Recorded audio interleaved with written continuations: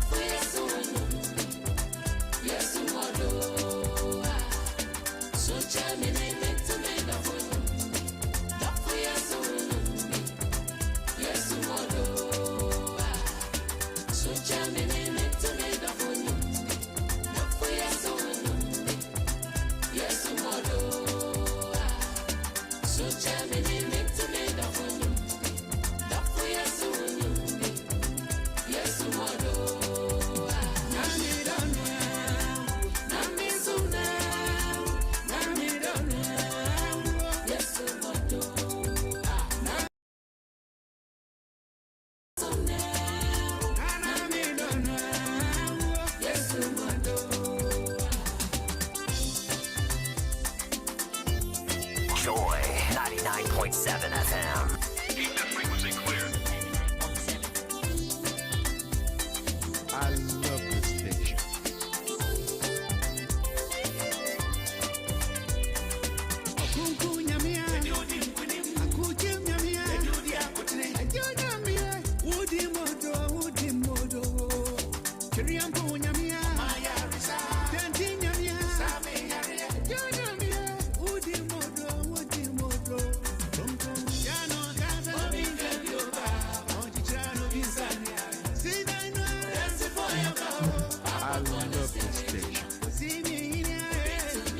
Well, as usual, it's a beautiful Monday again, and we do a short roll call and then we move on. And the usual suspects, Eugenia Sintimedi, as always, tuned in, lawyer Martin Prevu, regular tuning in. Thank you very much, Council, for always making time to tune and go all the way to Community 9. And my brother is there, Ajimine Joseph. Move swiftly to Bros Barbecue, Asantwa and Shem. I have promised to come to chop some of this barbecue by my mother, but one of these days I'll have to surprise you in Prapram. Bros Barbecue. Thanks for tuning in. Lorisha Nungwa, thank you. I see you. Let me say greetings to my brother Otubo Jankwesi. We had this Ujura festival just last week. Otubo Yamishra Ene Ujura festival. Go all the way to Dodowa. The chief with one of the biggest names, man. Okuku Bo and the type of Siajiman. Yamishra Ewo. And then my own boss from my own paramountcy. Akwamu Odeneho Kwao Akoto the third. Odeneho Kwao Akoto the third. Good evening to you, boss. Nana Afrakuma the second, the greatest mother of all time. Nana Afrakuma the second. Akwamu Himia, greetings. And then let me say greetings to our youngest listener. Nyame Enyonyam Sinti Misa, you are tuned in. Nyame Enyonyam Sinti Misa, you are tuned in. And that is well done to you on your spellings. You did very good on your spellings, as always. So that is very proud of you. And keep it up, keep it up, keep it up. We have a big show today. We have a big show. Godsintenge representing. I see you here. Godsintenge, I see you. And then let me say congratulations to Professor William Babwating on your investiture, Vice Chancellor of Methodist University. He's a gem, and I'm sure he will bring such a revolution to the university. Professor William Babwating, my brother himself, you know, good on you. And before I go on, in fact, let me go on and do this announcement at the end. Yeah, let me go on and do this announcement at the end. But then, as they say, playtime is over.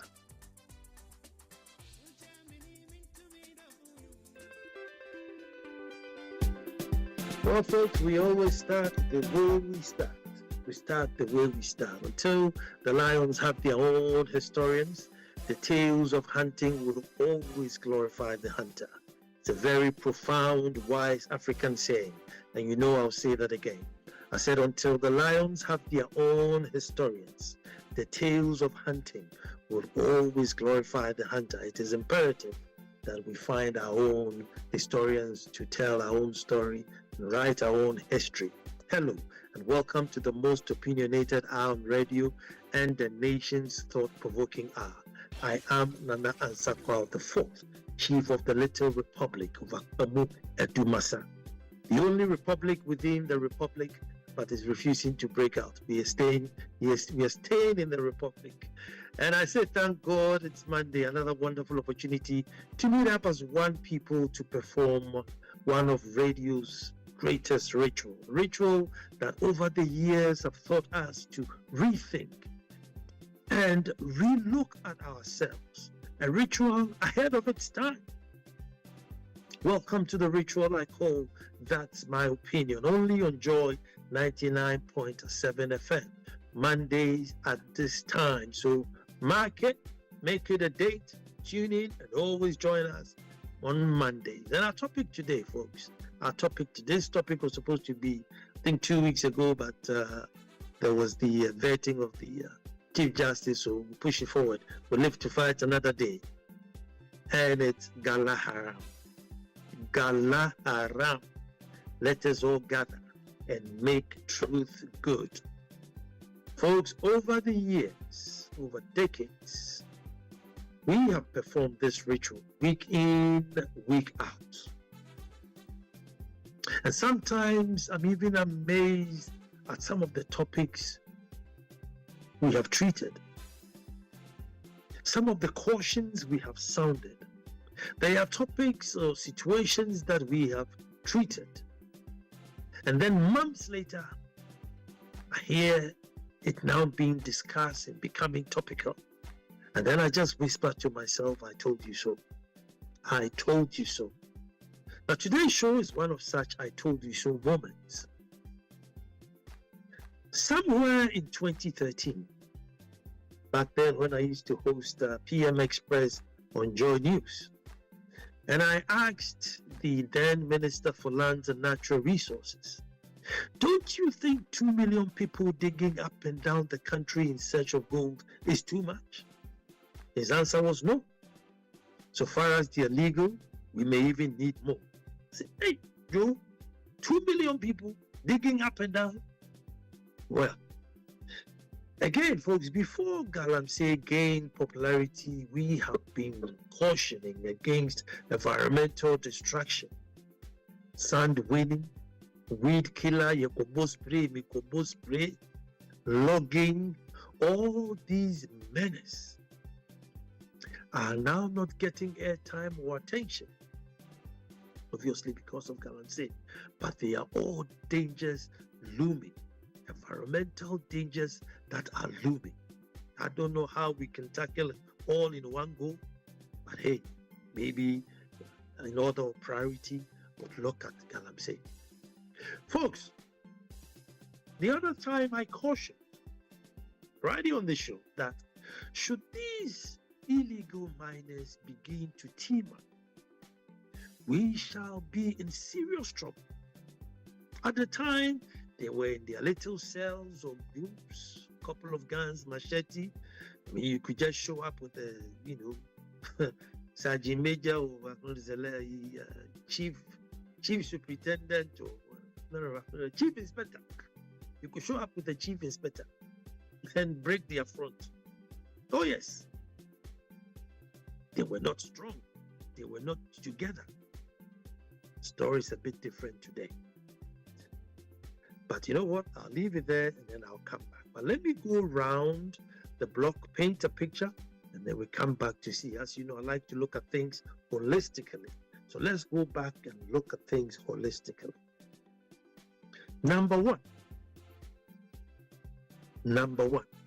as a people, we don't seem to have that never again spirit, that fortitude to stop things, the willpower to stop things, the political power to stop things. We've lost it.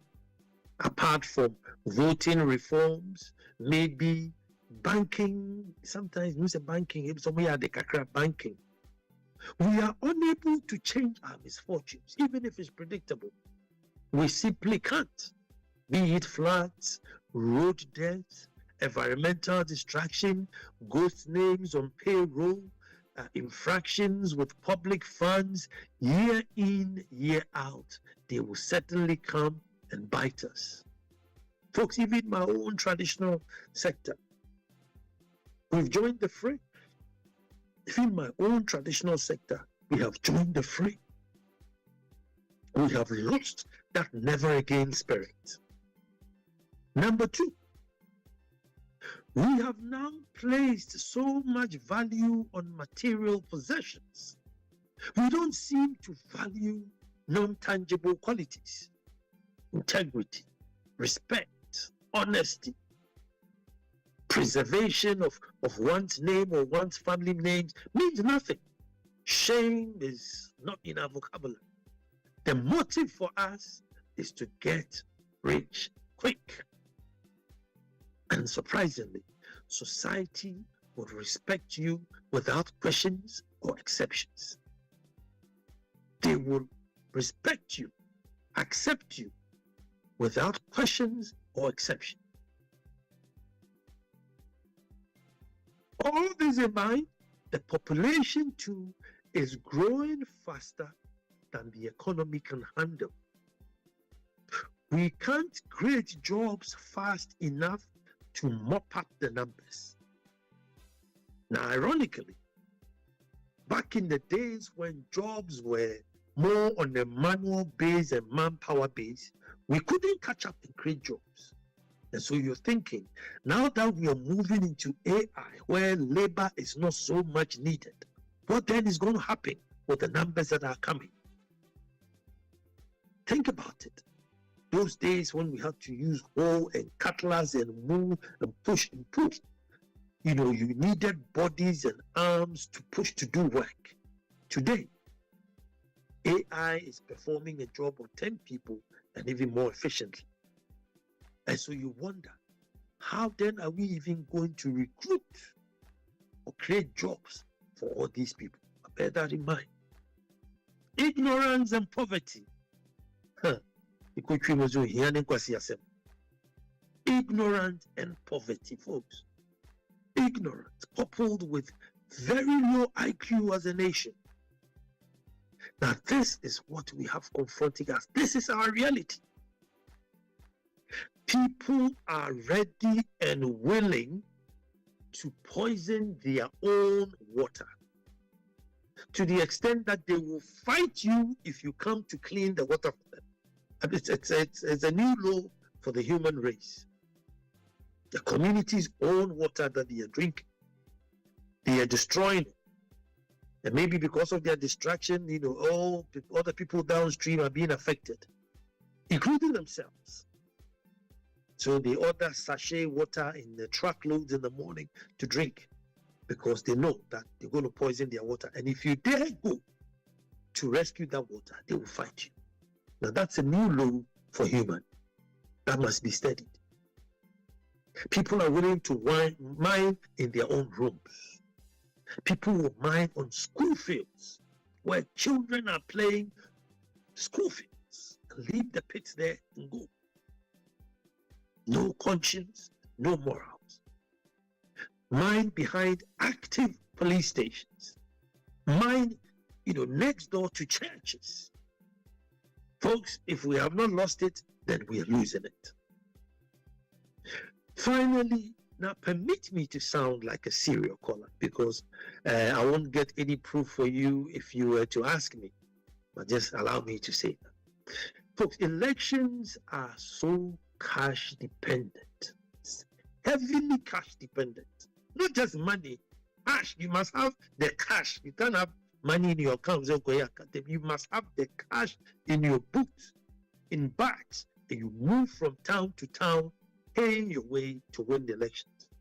You can have the best of intentions, the greatest of ideas. Without millions of cash, forget it.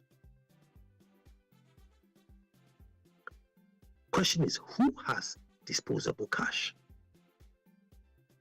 And where do you think the cash comes from?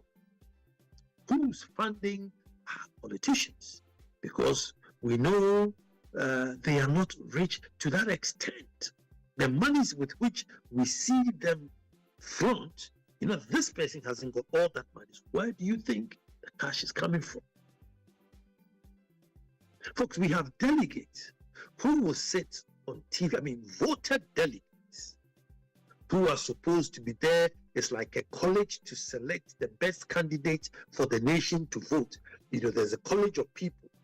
Their main role, number one role, is to come together, sift through people who want to represent a party, and then they will pick one and say, out of the people, we think A is a good candidate, so we're going with it. No.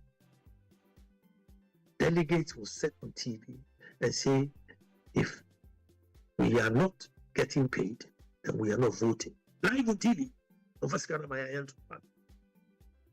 And if there are 10 candidates, they are waiting for each of the 10 candidates to pay them. On TV. Now, apart from that, folks, the ordinary voter, who's also, after the delegates have picked their money and given us somebody to go and vote for, the ordinary voter also says, I have to come from far to come and vote for you, so I want my lorry fare. Those who live locally, who don't need a lorry fare, simply say, so basically, you need oodles of money, 30 cedis, 50 cedis, and look at the number of people on the voters register, millions, 50, 100, just for the common voter. And then as you get to the delegates, it goes into the thousands. Who do you think are the fallback persons for these? My guess, and it's just my guess, rich importers, those who import this rice and oils, those who make plastic bags, manufacturers of plastic bags, and lastly, those in the Galamsey. They are the people who have the cash, ready cash at home. They take the money, go bring in the rice, whack any profit on it, sell it, and within a month they've turned over their money, they have the cash. They are the ones who fund. And there's no surprising that anytime people come into power, we always complain about import of rice, import of tomatoes, Nagalamse. How then do you collect their money and come and make policies to kill their business? When did you realize you have good governance? Now let me go back to where I left off. As I said, I wanted to paint a picture for us to see what really confronts us. Folks, these factors that I lined up make the ground so ripe and fertile for recruitment into Galaharam. Militant groups. The ground is so fertile for militant groups to just grow up. Now, if we do nothing, folks, they may group up and become a strong force. And with the numbers, you'll be looking at the whole ECOMOG to face them. With those kind of numbers, you will look at the whole ECOMOG, and if you're lucky, maybe the French or maybe some other foreign agency will come and help you to then fight them. They will divide the nation, take a quarter, and give you the rest and say, this is the no-go area.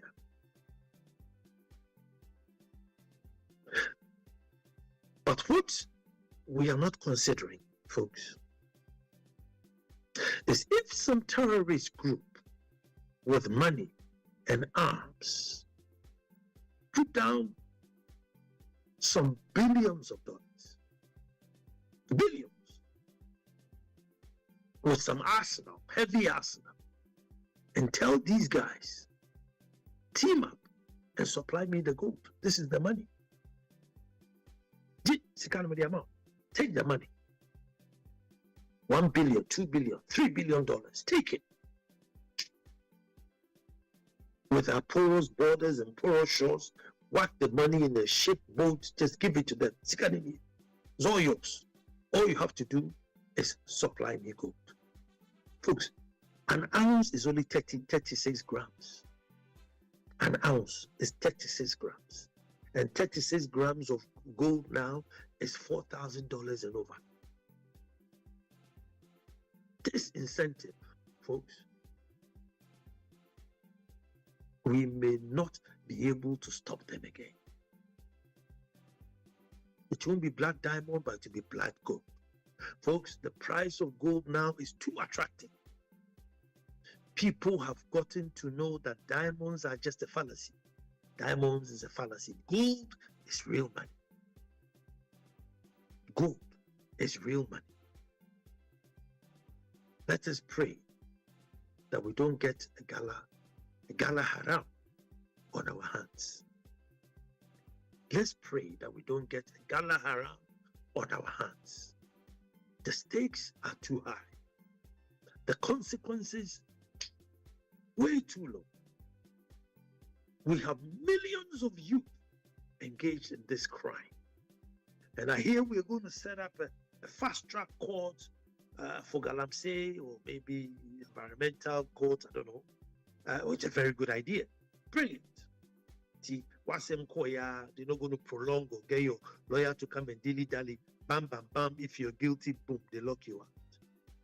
But folks, currently, prisons are full. I am. When they were interviewing the CJ, his wife was telling him, stop bringing people to the prison because I am full up. The CJ's wife is the head of prisons.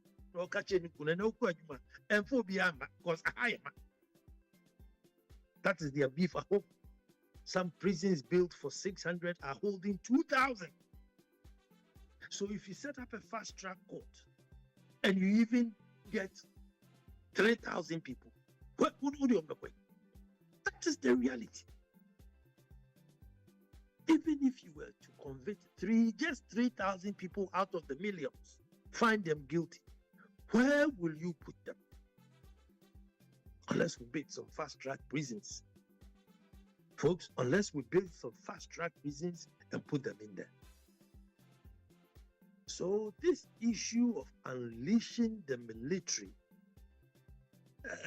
to put the fear of God in going close to rivers and forest area, it's not a joke thing or, kiddie, it is a reality. Today they haven't been smart enough. But if they team up and say, look, this guy, gang A, you are the leader, you're here. Anytime the people come, radio me, I'll bring my team. Me too, when I come, I'll radio you, bring your team. With this sort of monies, they will buy informants in everywhere who will tell them that today your area is being infiltrated. Already, we know that they have informants. Already they have informants. So this Galaharam thing, this is how insurgencies have started everywhere. Congo, the Black Diamonds, this is all the way it starts. And when it starts, it gets so complicated. There will be like 3 wars being fought in one. There will be about 3 wars being fought in one. It will get tribal, it will get religious, and then that is it. We might as well write our happy home Ghana off.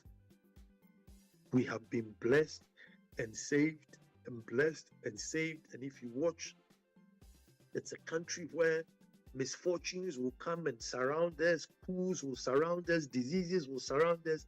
We are still standing firm. But heaven will help those who help themselves. So at all cost, we must help ourselves on this one. We must help ourselves on this one. We must unleash the army. And you see, the good thing is that up till now, we still have faith in the army. Honestly, I mean, if you do all the rankings of, corrupt institutions or whatever it is, the army still stands strong. They still have that fear of God in them. They still have that fear of God in them. And anytime they go out on peacekeeping and everything, they always come up top as, well-trained soldiers, very disciplined soldiers. And we have them. And so before these guys outnumber and team up and get foreign support or foreign influence and foreign aid in there, let's unleash the army. At 2 o'clock, come up on you, man. Then Mark come, Michelle come, they go 2 come up. They've trained and trained and trained and trained and trained. We're not going to be attacked by Togo. We won't be attacked by Nigeria. Certainly not Benin. So maybe to the powers that be, unleash these people. Put the fear of God in there. Yes. We are Kosovo for man. There will be 1 or 2 people who will be willing to die for it. But the problem would, be minimized. And it is so because we are talking about life and death situation.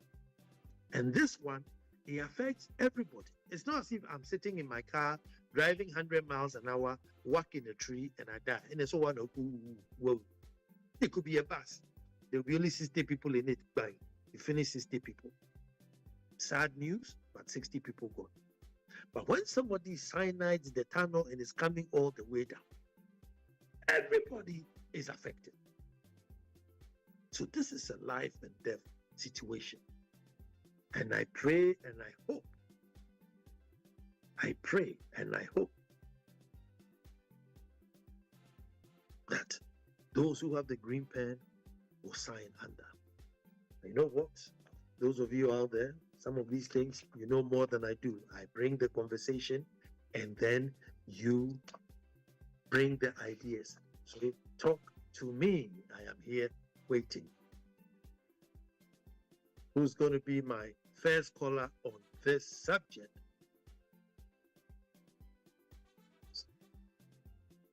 Studio number.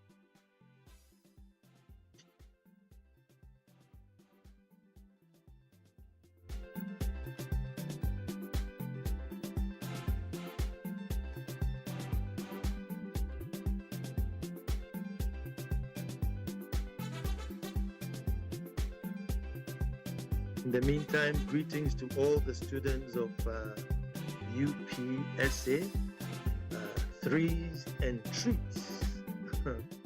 Threes and Treats, UPSA. You have a big event coming up, and I will give you the information very soon. And you can give me a call 0302 216 541. 0302 216 541.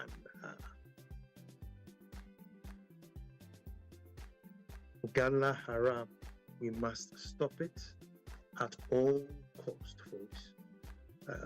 We have whatever it is, we still love our Ghana and don't want to lose it. There is no place sweeter on this earth than our good old Ghana.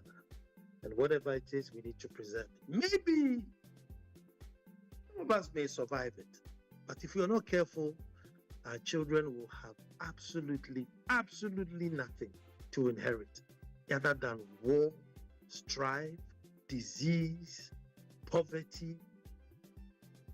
And it would be such a shame. It would be such a shame. But I know you and I would make a big difference.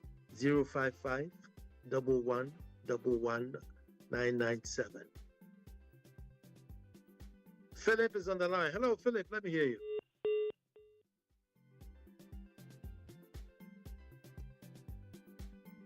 Philip, I can't hear you.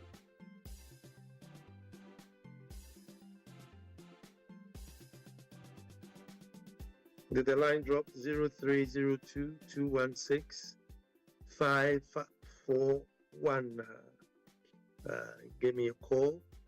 Let's talk about Galaharam. Galaharam. We must learn from what others have suffered, so that we don't suffer it through. We don't want insurgencies from outside creeping in, putting money and arms in it, and that will be the end. That would just be the end of our good old Ghana. You can also call on 055 1111 997. Hello, Kwesi. Yeah, Nana. Yes, sir. In fact, it really, my heart really bleeds for this country. A lot of us, the majority of us do not want Salamsi. So I just can't see why our leaders are going around dancing around this. Nana, look, it's scary, the picture you are drawing.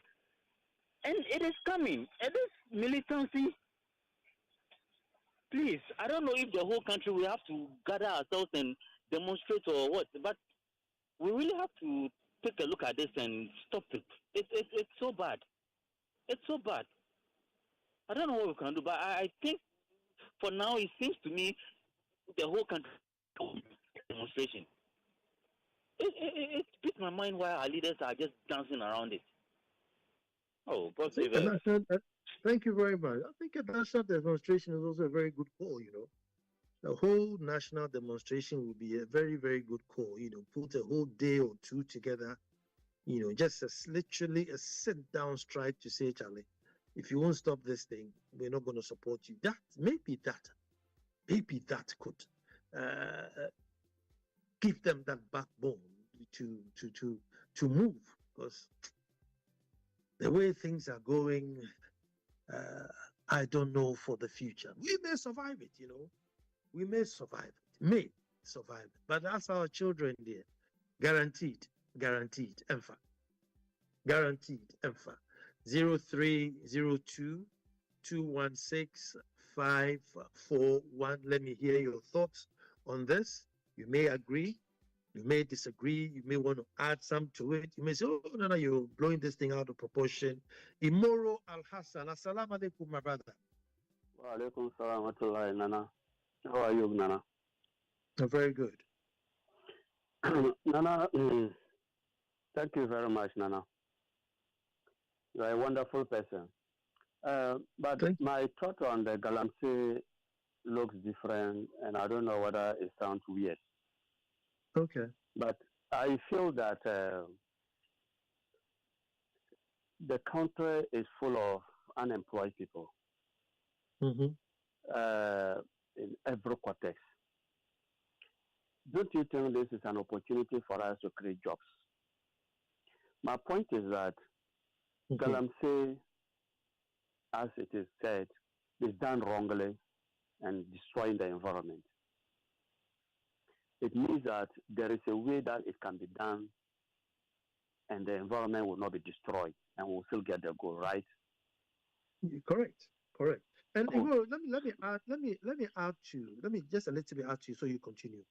If you see currently the method with which they are doing the galamsey, they only recover 30% of the minerals.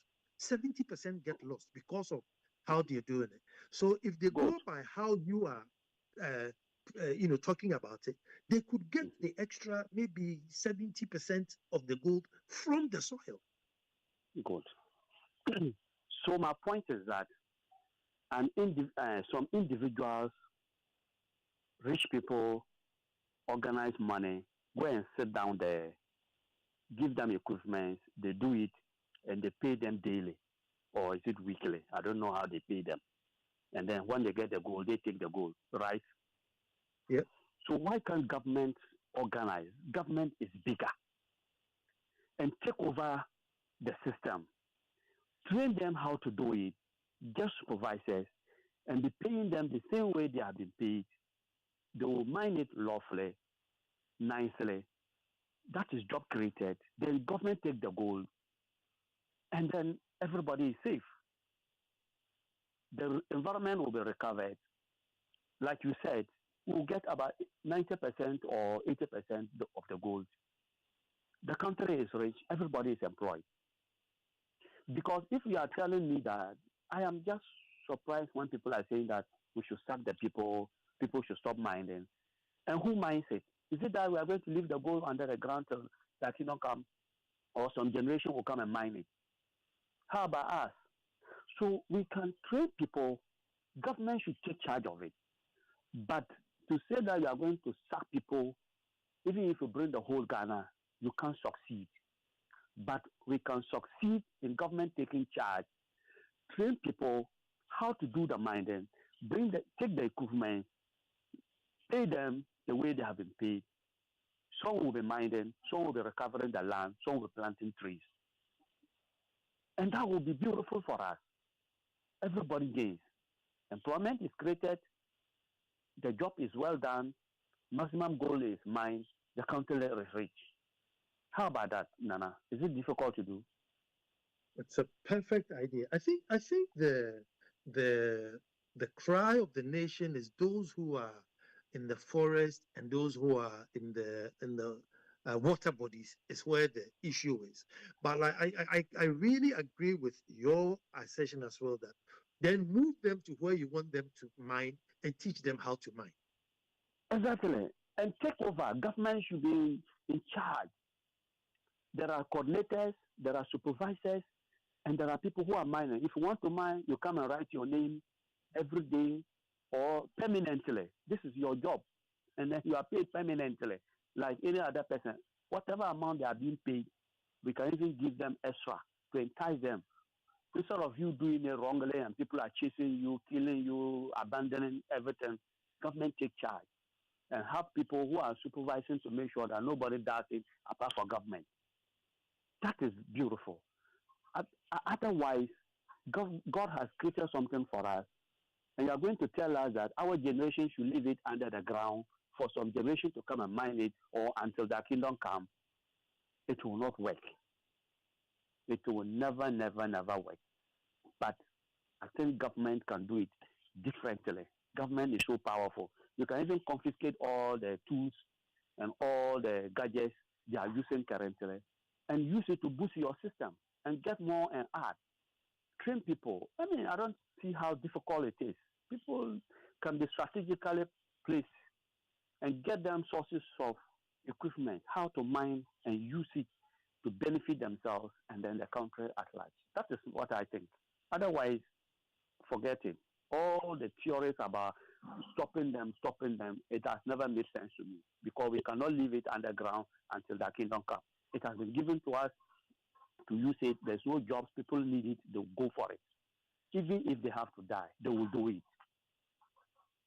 Thank you very much, man. Well, thank you very much. That was a brilliant point. Your caller is making, what your caller is talking about is an ideal situation. And unfortunately, most Ghanaians don't like that. But maybe we have to force them into doing it. Good evening to you, Dr. Cynthia Tego. Always tuned in. Dr. Cynthia Tego. Number is 0302-216-541. What's your take on?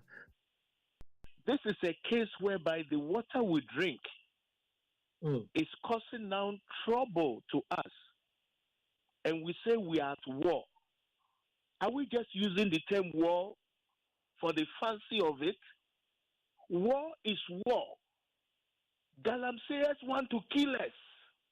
When they are going to do the galamsey, why do they take along pure water, sachet, and all those things to drink? When they drink the same water, they are poisoning. But some people downstream should drink it and die. Shoot to kill. The guy is killing you, and you are treating him with kids' gloves. What kind of people are we? We say existential threat. It means that very soon we will not exist. We will all die. And we are treating them with kids' gloves. If our forefathers handled this thing the way we are handling it now, would we be in existence? Would we be in existence? I just don't understand why we are treating this thing with kids' gloves.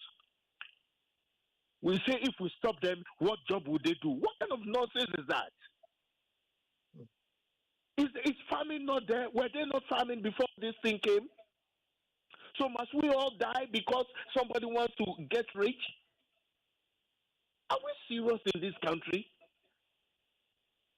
Look, until we shoot them, like you said, this is how it starts gradually. This terrorism, this is how it starts gradually. Before we know, some people will be bankrolling them, buying the arms for them, and then Ghana will be divided, just the way it is happening in Nigeria.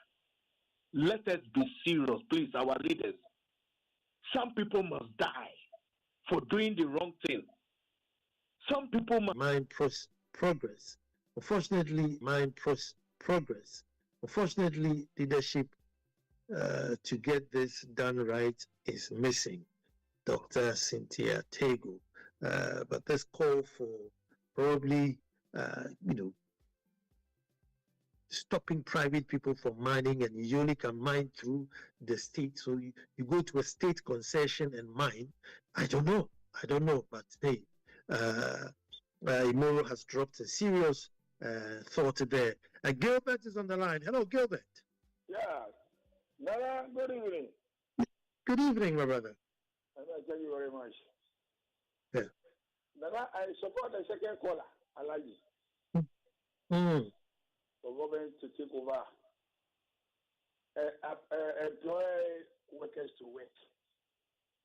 Secondly, don't have to create big farms